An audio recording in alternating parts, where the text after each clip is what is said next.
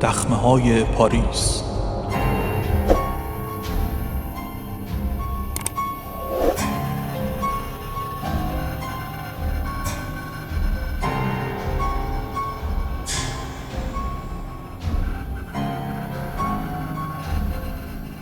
امپراتوری مردگان زیرزمینی دخمه‌های پاریس که به کاتاکومب‌های پاریس نیز معروف هستند، شبکه‌ای عظیم از تونل‌ها و اتاق‌های زیرزمینی در زیر شهر پاریس هستند که محل نگهداری بقایای بیش از 6 میلیون نفر است.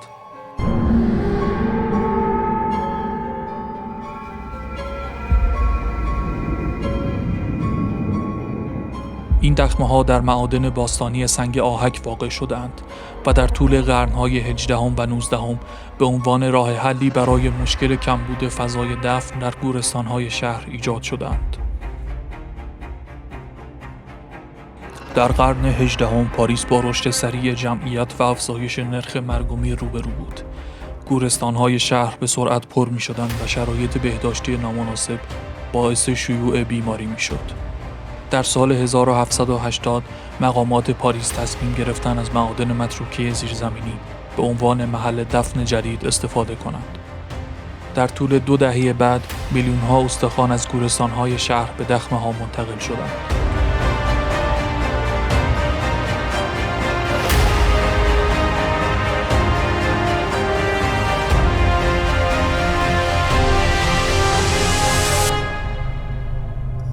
استخوان‌ها به طور مرتب در امتداد تونل‌ها چیده می‌شدند و اغلب با تزئیناتی مانند چینش عجیب استخوان‌ها همراه بودند.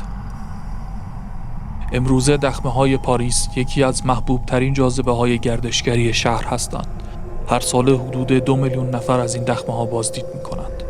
بازدید کنندگان می‌توانند در امتداد تونل‌ها بگردند و تزئینات عجیب و غریب را ببینند، از جمله مجسمه‌ها، نقاشی‌های دیواری و حتی یک عبادتگاه زیرزمینی.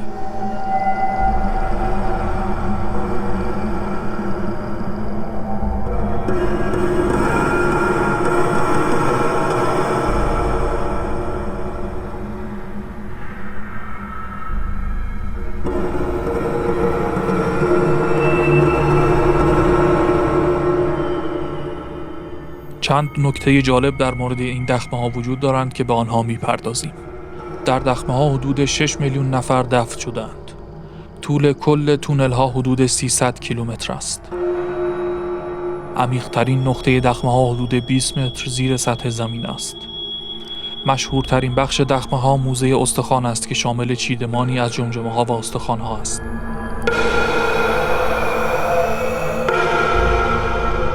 در دخمه‌ها تعدادی سرداب خانوادگی خصوصی نیز وجود دارند.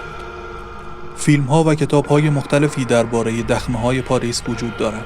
از جمله فیلم هرچه بالا هست پایین نیز هست، محصول 2014 اثر جان اریک داودل، و کتاب دخمه‌های پاریس اثر 2014 نوشته گیلز توماس. دخمه‌ها تاریک و مرطوب هستند و ممکن است برای افراد مبتلا به بیماری‌های تنفسی یا مشکلات قلبی مناسب نباشند. همچنین پله‌های زیادی در دخمه‌ها وجود دارد، بنابراین برای افراد کم‌توان مناسب نیست. در طول جنگ جهانی دوم از این دخمه‌ها به عنوان پناهگاه نیز استفاده می‌کردند.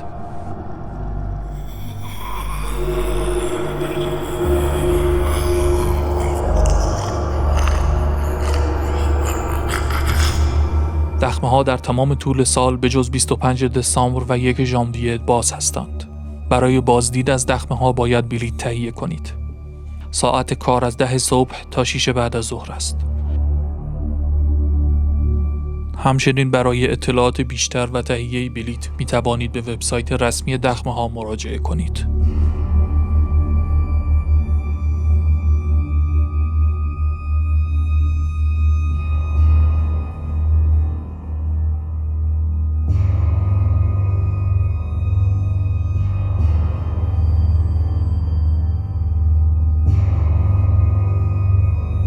سپاس فراوان از اینکه ویدیو رو تا انتها دیدید.